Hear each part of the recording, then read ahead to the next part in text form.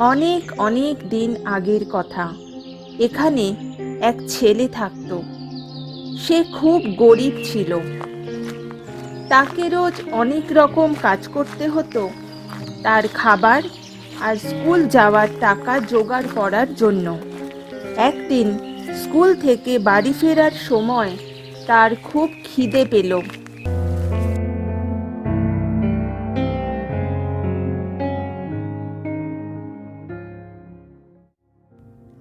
আজকে আমার কাছে একটাও টাকা নেই, আর রাত অবধি তো কোনো কাজও নেই যে টাকা জোগাড় করব। সারাদিন আমি না খেয়ে কাটাবো কি করে? আজ মনে হয় জল খেয়ে আমাকে আমার পেট ভরাতে হবে। ছেলেটি তখন ভাবল আশপাশের প্রতিবেশীদের কারো বাড়ি থেকে এক গ্লাস জল চেয়ে খাবে।